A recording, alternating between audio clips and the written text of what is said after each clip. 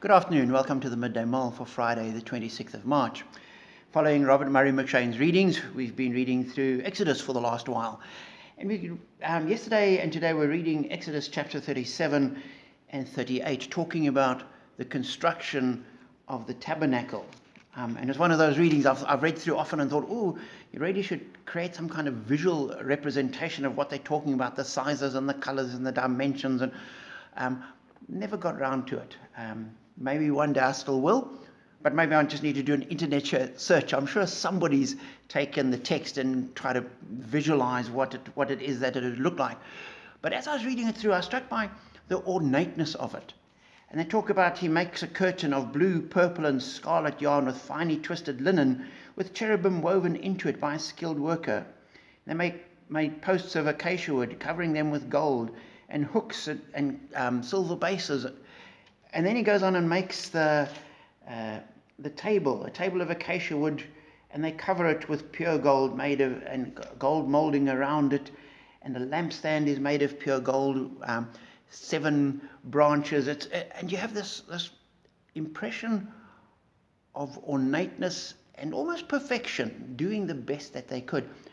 And as I was reading, I was thinking, I suppose if you were wandering through the desert with a group of Bedouin nomads, to suddenly have something like this in the middle of the camp must have been completely startling and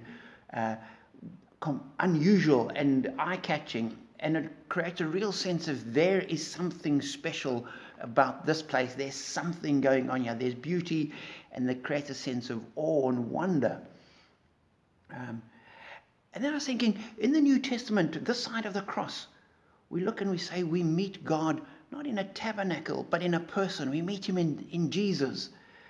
And so when we think of the cross and Jesus opening the way for us to the Father, that is a point of wonder, a point of awe, a point of great beauty and amazement. And we need to remind ourselves of that is such an important place. Jesus, the point where we can come face to face with God. Replacing the tabernacle in the desert with its beauty and ornateness. And then a further challenge to me was to think, Jesus says to us, you are the temple, we are his body, we are his representatives in the world. And as a church, our lives and our life, communal life, ought to evoke the same response of people looking and saying, there's something special.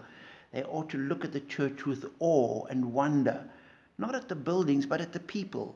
And they ought to look and say, that group of people is so loving. There's so much compassion. There's so much purpose. They've got something. There's something unique about them. And for me, that's a challenge. How do we as a church get that right? How do we become that kind of collection of people that will reflect the beauty, the wonder, the awe that the tabernacle did in Moses' day?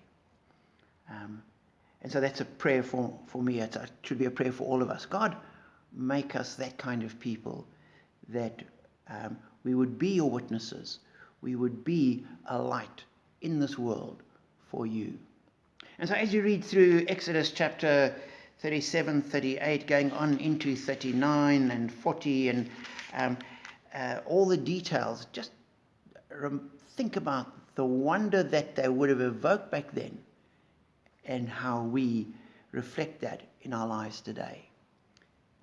And I pray that you'll be able to do that. And as you do it, that you'll be blessed.